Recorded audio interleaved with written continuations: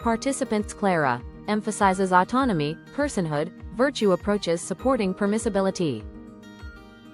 Nora emphasizes substance, future like ours, double effect approaches opposing permissibility.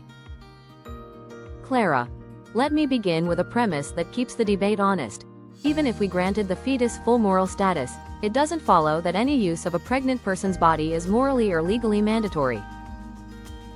We don't force one person to donate a kidney to another, even to save a life. The moral idea is that your body is not a public resource. Pregnancy is uniquely intimate and demanding. Autonomy matters here at the deepest level. Nora. Autonomy matters, but so does what the act does to another human being. If the fetus is a human individual with a valuable future, intentionally ending that life isn't like refusing a kidney donation, it's more like directly killing an innocent person. The point of the future like ours account is that depriving that future is a serious moral wrong, regardless of current abilities.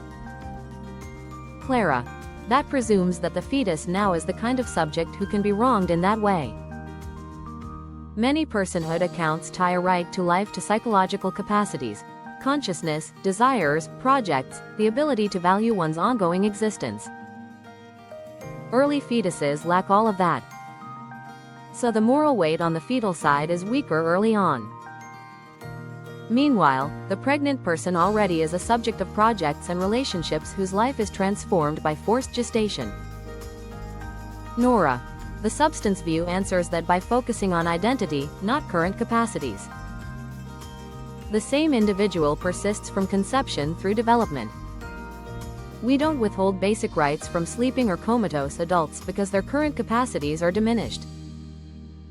Likewise, early developmental stages shouldn't be disqualified from protection simply because abilities are immature. Clara. But even if we accept continuity, not all killings are alike morally. Consider intention. If continuing pregnancy imposes grave burdens, terminating to end those burdens might be better understood as refusing the continued imposition rather than using death as a means. Virtue ethics frames this in terms of reasons and character. Are the reasons serious and responsible? Are we balancing care for existing children, health, education, or survival? Nora. Intention is crucial, but in many abortions the fetus's death is not just foreseen, it's intended as the way the burden stops.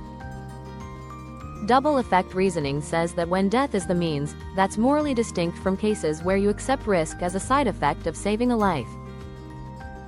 That's why indirect procedures to save the mother can be permitted even by strict views, while direct abortion is not. Clara.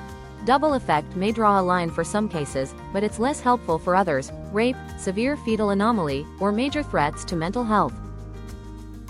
And it places extraordinary moral demands on one party while treating the fetus's claim as weighty even before there's any capacity for experience. Autonomy isn't just preference, it's the foundation of responsible agency.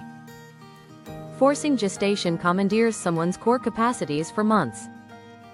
Nora. I don't deny the burden.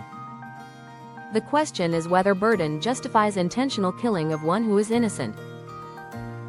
If we accept that line, we risk expanding permissibility anytime caring for another is hard. Society should meet burdens with support, healthcare, income security, leave, rather than with the death of the dependent. Clara.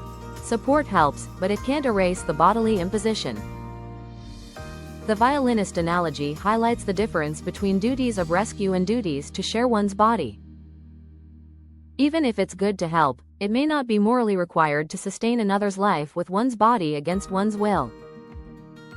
That limit preserves the boundary that makes genuine generosity possible. Nora. The analogy stumbles because pregnancy isn't like an unwanted stranger attached without any relationship. It's a natural relationship that typically arises from actions with known procreative potential. Even in hard cases, the relational and parental dimensions complicate the picture. Duties to offspring aren't the same as duties to strangers. Clara.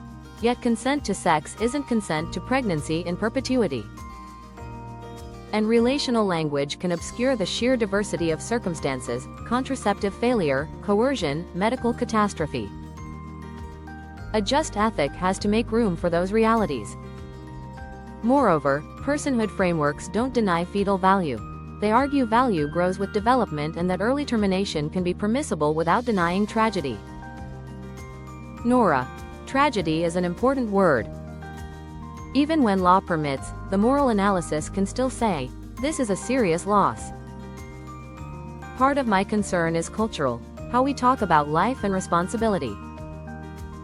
If we normalize abortion as routine solution, we dull our sense of the gravity of taking human life and weaken commitments to protect the vulnerable. Clara. I share the concern about moral seriousness. Permissibility isn't celebration. But moral seriousness includes honesty about competing claims. If continuing pregnancy would derail a life, endanger health, or harm existing children, compassion can align with permissibility. Virtue ethical accounts emphasize practical wisdom, justice, courage, and care in concrete circumstances. Nora. Practical wisdom also counsels creativity in aid, adoption support, medical care, material resources, workplace accommodations. When those are real, the argument for necessity weakens.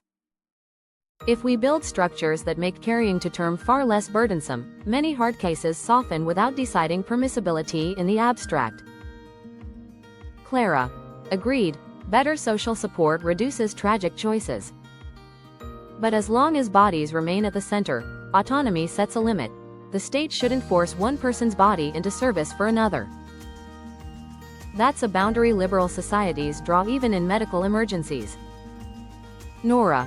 And I maintain there's a categorical difference between refusing to donate and actively ending a life in utero.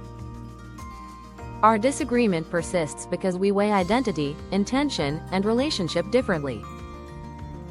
Yet we do converge on humane priorities: minimize coercion, expand support, and cultivate a culture where decisions confront the full moral picture. Clara. Then perhaps the most honest public stance is twofold. Uphold room for conscientious autonomy in early pregnancy where moral status is most contested, and invest deeply in supports that make continuing a real option, not a punishment. Encourage reflection, not stigma, responsibility, not compulsion. Nora. And ensure protections for conscience on the other side, space for practitioners who, in good faith, cannot participate. A pluralistic ethic protects both autonomy and integrity. Clara. That balance, autonomy, support, conscience, won't silence our disagreement, but it can lower the temperature and reduce harm. In the meantime, philosophical work should keep clarifying concepts so people can reason better in the hardest moments. Nora. On that, we're fully aligned. Even when we land differently, careful reasoning and compassionate policy can make our shared world more bearable, and more just, for everyone involved.